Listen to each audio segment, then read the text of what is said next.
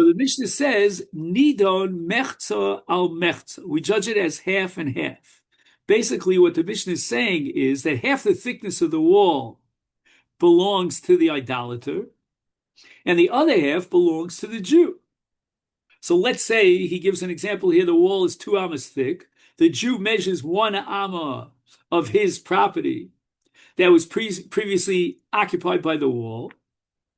And then this halach that has to be marchik, has to go b'fnim 4 amas. Now he has 1 amma that he's exempt from, and he only has to withdraw for 3 amas.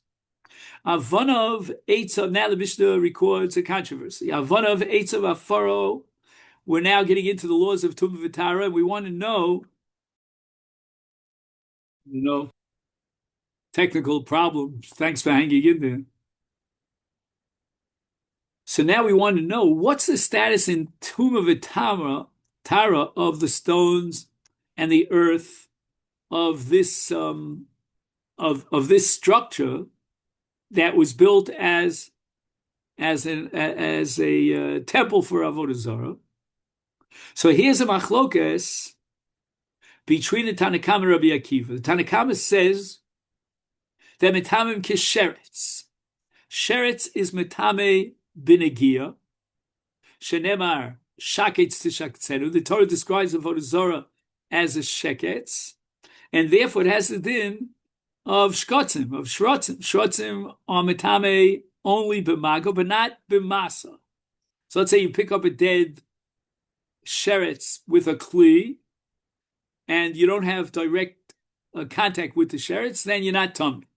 Rabbi Kiva Omer goes a step further, and he says kinida, that the status of Avodah Zara is equal to that of a nida, which means that you're metame even b'masa. Even if you lift up the stones and the dust and the timber without touching them, you're tummy. Shenemar, and we're going to derive this from a pasuk in Yeshayahu and Navi, when he's describing the time in the future when the Jews will gather once again in Yerushalayim, and they will cleave to the path of Avodas Hashem. And it says there, Tizreim kimodava, dava is a nida, say tomar lo. In other words, you're going to cast away something that's equal to a nida. What is that something? The idols. So the nida is now being used in an analogy to the idols. And ma nida metame b'masa, af avodas kocham metame b'masa. Okay, fine. Now the Gemara wants to know, what happens if you have a common wall between your house, you're a Jew, and the house of the place of worship of the idolatry. And the Mishnah establishes, as we remember, that if the kosel falls, then the Jew has to move in 4 amos and withdraw into his property and then rebuild it there. So Gemara asks, who cares if he withdraws into his own property? At the end of the day, this temple of Avodah Zara is benefiting from it. Not from the wall itself, but from the area that was once occupied by the wall, which was, in the Jews' territory. Now the Jew withdrew. So the treasurer of the temple, of the idol, is very, very happy about this. He now has an extra piece of property. So how are you allowed to just withdraw? You have to do something in that area of Adalat Amos that would make it impossible for the guy, for the idol worshiper, to get any benefit from it. So what do? Avidle Beis HaKisei. Make it into a Beis HaKisei. It stinks. They're not going to bring any idols over there or worship their idols there. So the Gemara asks the following question. What are you telling me? You're telling me that he's going to build the kotel, 4 amos withdrawn into his field, and beyond the kotel, in the area between him and the idolatrous temple, he's going to urinate or whatever he's going to do there. The Jew can't use that as a Beis HaKisei. It's exposed. There's nothing separating that Beis HaKisei from the temple. Moretzes David Le Beis HaKisei the Laila. He's going to designate it only for nighttime use, so that when he pulls down his pants, pardon the expression, nobody sees him. So he doesn't undermine Tzniusa. Gemara rejects it. V'amar mar ezu tzanua. What does it mean to be modest? It means hanifne balayla b'makom shenifne bayom. Even at night, he should only defecate in the place where he would be allowed to defecate by day. Meaning the laws of tznius require that even at night you're shomer, you're guarding tznius. V'afal gavdo kimnuk b'chedera. So that even though he is using this Beis HaKisei in the normal way, but it doesn't matter. It still is a requirement of tznius. So Mamela, the Gemara is proving that it's not necessary to distance oneself from an inhabited area at night. But the Brisa is teaching that the manner in which one defecates by day must also be used at night, meaning he shouldn't expose himself until he's seated. Okay, that's a Gemara in Masechta Brachos.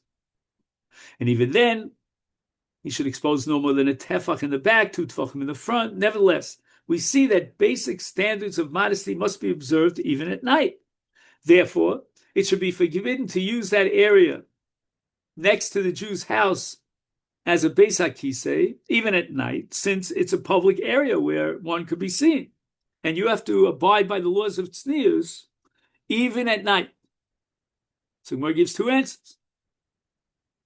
Number 1, the Ovid Leila Tinokos. He designates it as a Beis HaKisei for babies.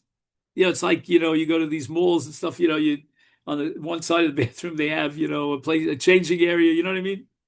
And therefore, we don't have to worry about tznius. Inami, the godele behizmi v'higni. So hizmi v'higni are various types of thorns, and they made fences out of them. He calls them brambles. Okay, I don't know, not that familiar with brambles. And basically, if you build a proper wall, then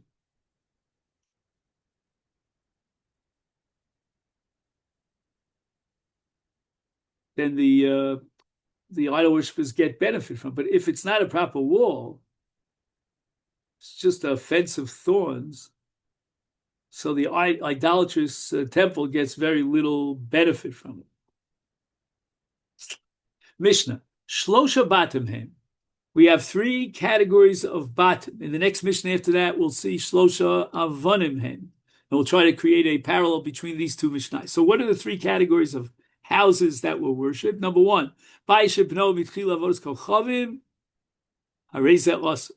no question about it. If they built the house as an idol to be worshipped, that is Avodah Zara, it's prohibited. However, what happens, Nebuch, it was a house that was built by Goy, but a Jew decides that he wants to worship that house. How does he worship the house? Saido v'kaido. First he plasters and decorates the house. La'avodas kochavim v'chidesh. So he adds plaster and various decorations, like maybe frescoes or color, paint colors, adding it to the house. Now the question becomes the following: did the house become Avodah Zarah through and through, duch and duch?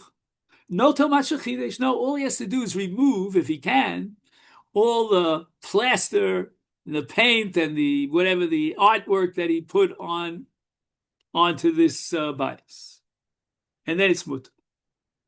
Now we have a 3rd category in the Mishnah. What happens if he only puts an idol in this house on a temporary basis? Then it's not that the house is being used for Avodah Zarah. Right now, it's protecting the idol, but he's going to remove the idol. Then harei ze mutter as soon as he takes out the idol is Mutoma Rav.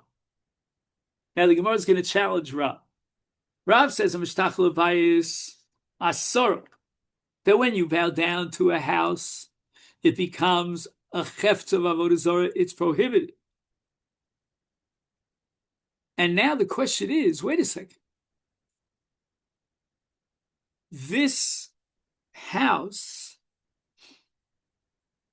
was made of boards, and they put together the boards, or for that matter, stones, bricks. Is alma kasara tolish v'sof chibro ketolish dami. Rav says that it's awesome, and the status of avodah zarah and the issur thereof is chal, even though the house was initially tolush, meaning it was boards. But now he takes these boards, he builds a house. Now it becomes mechubar. And Rav is saying, despite the fact that initially it was, no, I'm sorry, not despite the fact, because of the fact that it was initially talush, is ketolush dami. It retains its state as detached, even though now it's attached. It's part of a house that's attached to the ground. So the Gemara says, "V'anan b'no t'nan." Let's learn our Mishnah. The Mishnah says that why was the house in the first case of the Mishnah asur midin avodah zarah? Because he built the house for the purpose of idolatry. Now, how did he build the house? Apparently, he had boards.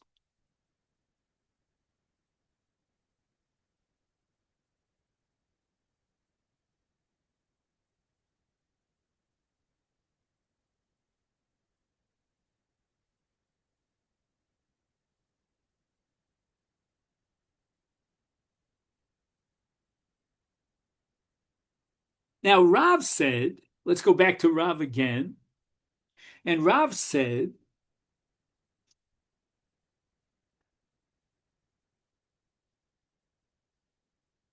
that Amishtachvel Abayis Asoro.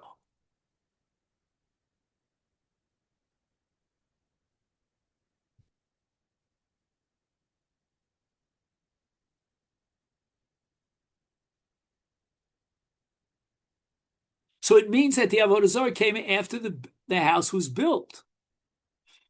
Now, our Mishnah says that the house is only Avodah Zarah because he built it for the purpose of idol worship.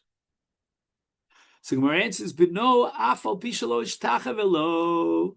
The Mishnah wants to tell me that you don't need ishtachavah. The very fact that he built the house for the purpose of serving as a sacred place for his idolatry, that itself generates the issur. Despite the fact that he never actually bowed down to the house.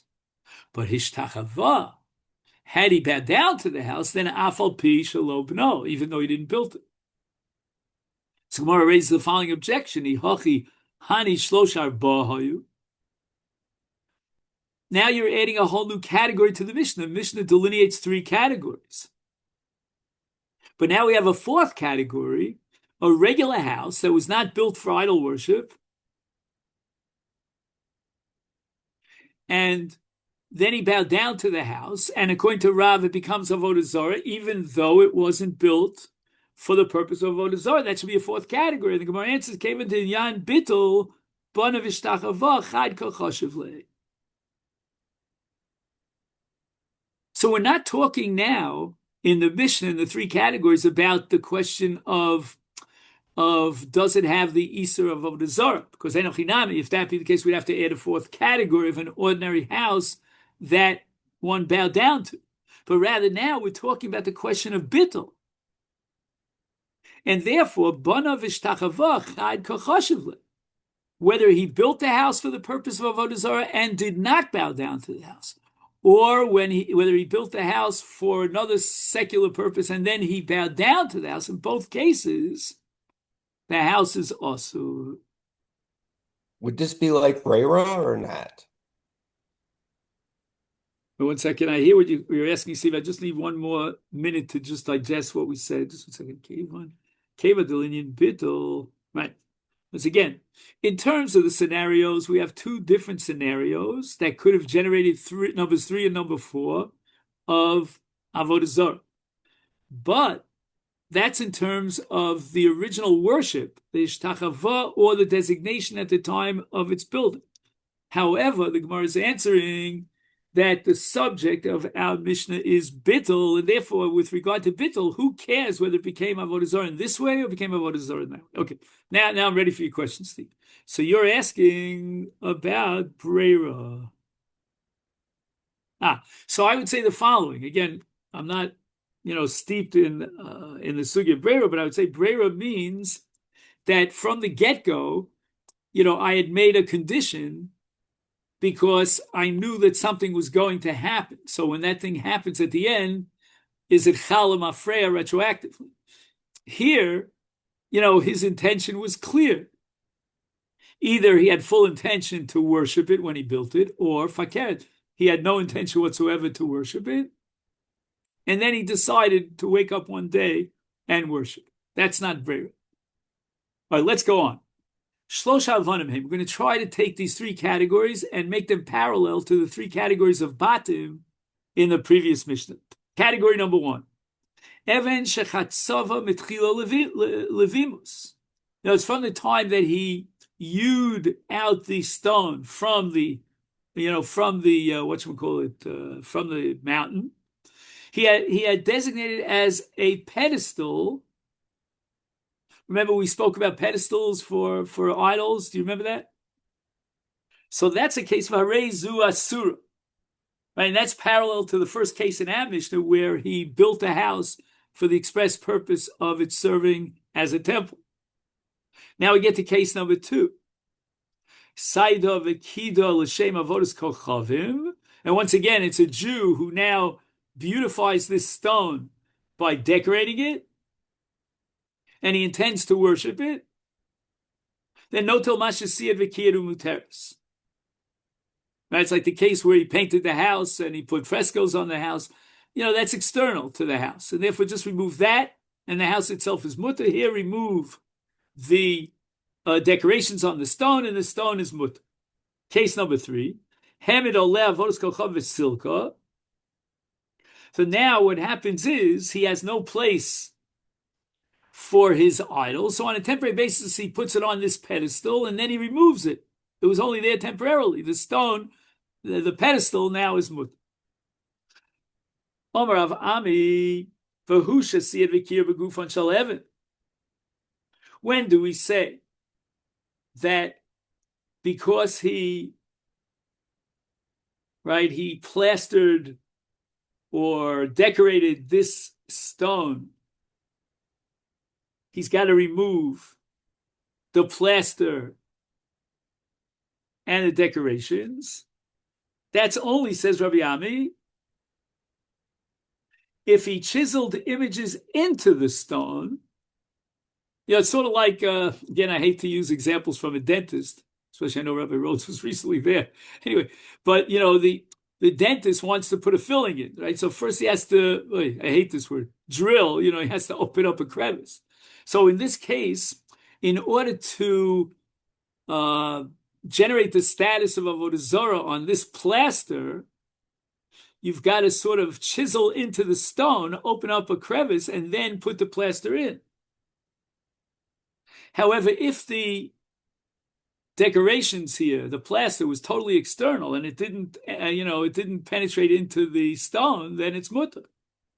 Fact the Gemara, what about the parallel that we had between this Mishnah of stone and the previous Mishnah of a house? We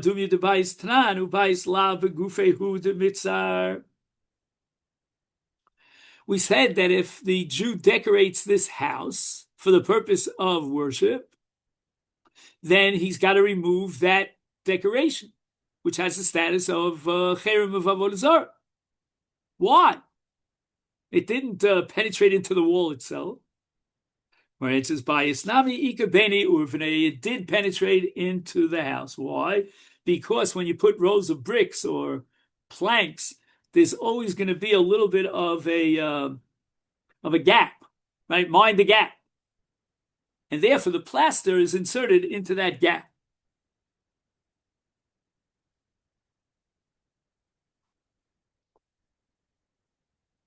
So the Gemara asks, is that really so? In the Mishnah that deals with a house, what we're talking about a case where there are gaps between one plank and another, or between one row of bricks and the other. Milo askinin the shia v'hodar shia. Maybe the Mishnah is talking about a case where there were two levels, layers. That's the word I want to use. Two layers of plaster. First, bottom layer, that was a plaster which was not l'shem avodah zara. Then on top of that, he plasters a second level for the purpose of idolatry. So now the Mishnah is talking about a case where the decoration is totally external. It's not like the lower level or layer, because that lower level layer will seep into the gaps. But here it's on the top layer, so it won't seep into the gaps. We have to reinterpret Rabbi Yami, and he's talking about bittul. And what's he saying? Even if he chiseled into the stone and then poured the plaster in, or whatever decorations, into those crevices, nevertheless, ki notal mashachidesh shaper dami.